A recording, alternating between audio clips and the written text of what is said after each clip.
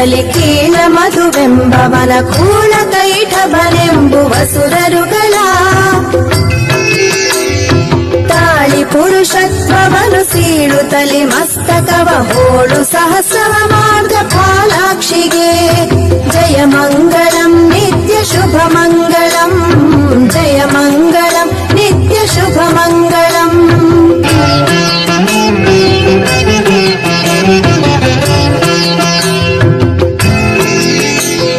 ದುಷ್ಟ ಮಹಿಷಾಸುರನು ಅಷ್ಟದಿಕ್ಪಾಲಕರ ಪಟ್ಟಣಕ್ಕೆ ದೊರೆಯಾಗಿ ದೇವರ್ಗಳು